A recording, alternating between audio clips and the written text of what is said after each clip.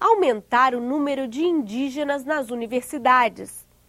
Esse é o objetivo de um projeto aprovado pelo plenário do Senado e que já foi à sanção presidencial. Segundo estimativas do Conselho Nacional de Educação, apenas 5.000 indígenas estão formados no país. Sidney sempre quis estudar direito. O sonho se concretizou quando ele deixou a aldeia no interior do Mato Grosso do Sul e foi para a capital, Campo Grande. Conseguiu ser aprovado no vestibular, mas para concluir o curso superior, foi necessário superar preconceitos e fazer sacrifícios. Existe o preconceito. Então, se na cidade já é difícil, você arruma emprego quando você não é índio. Imagina você sendo índio. Eu mesmo, no meu caso, eu tive que trabalhar em frigoríficos, trabalhar como servente de pedreiro, trabalhar como pintor, para me poder manter até concluir o curso superior. Dados do IBGE e da FUNAI mostram que existem 460 mil índios distribuídos em 225 aldeias em todo o território brasileiro. A média de estudos não chega a 4 anos.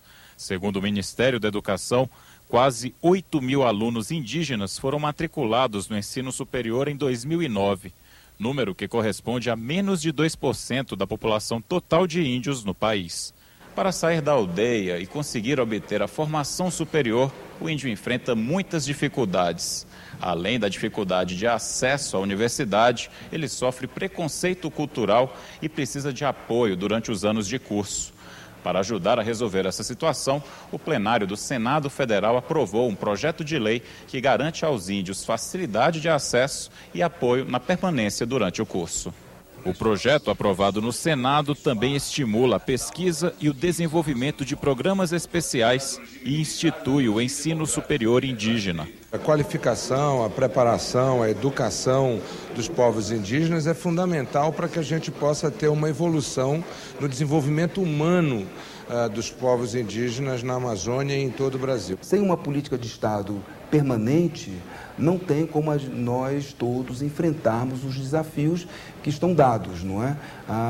Então, essa lei ela vem justamente atender à necessidade de nós realizarmos uma política de Estado. O senador Cristóvão Buarque, que relatou o projeto na Comissão de Assuntos Sociais, concorda com a ampliação de acesso dos povos indígenas ao ensino superior, mas faz uma ressalva. O problema do Brasil, o gargalo do Brasil, a injustiça no Brasil é o pequeno número de jovens que terminam o ensino médio, não é o pequeno número dos que entram no ensino superior. Pesquisa com os parlamentares no Congresso Nacional mostrou que 87% deles consideram a reforma política uma prioridade. Mas e o brasileiro? O que ele pensa? Uma pesquisa feita pela Câmara dos Deputados ajuda a entender a cabeça do eleitor. E, embora não tenha rigor metodológico, ela é representativa e mostra números bem diferentes de outras pesquisas sobre o mesmo assunto. Câmara e Senado começaram o ano criando comissões de reforma política. Difícil imaginar o tamanho do desafio. São mais de 15 anos de discussões sobre o tema, 100 projetos sobre o assunto só na Câmara. E o eleitor com isso? Essa é a questão. A pesquisa indica que a grande maioria dos cidadãos que ligou para a Câmara acompanha assim a discussão sobre reforma política. A resposta surpreende diante das dificuldades enfrentadas pela Comissão de Reforma Política.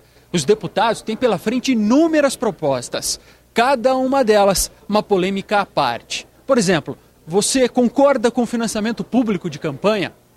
Essa é uma discussão que não existe necessariamente certo e errado, mas argumentos.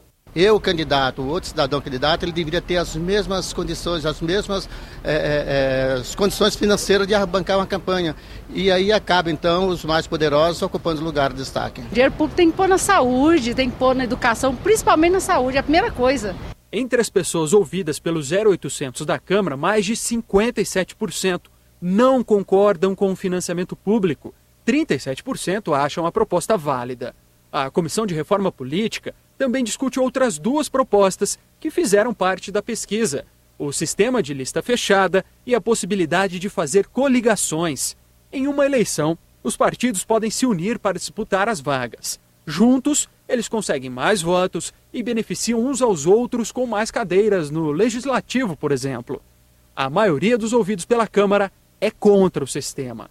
mais de 75%, contra 22% dos que concordam. A lista fechada é outra proposta em discussão. Nela, os partidos é que definiriam os candidatos. Os eleitores só votariam nos partidos. Uma proposta recusada por mais de 67% dos cidadãos ouvidos pela Câmara. Apenas 28% concordam. Os números revelados pela pesquisa ajudam a entender o que o eleitor pensa sobre a reforma política, mas não são números definitivos. É uma pesquisa importante porque mostra que o cidadão brasileiro está interessado sim em política. A gente viu que principalmente pela internet, mas também pela TV Câmara, e 70% ou mais de 70% das pessoas acompanhando a política brasileira não é um percentual baixo se a gente está acostumado com todas aquelas avaliações que dizem que o brasileiro em geral é desinteressado. No próximo bloco, você vai conhecer a importância do pinhão para a economia de Santa Catarina e a tradição de 70 anos da festa em homenagem a Santo Antônio, no interior de Mato Grosso.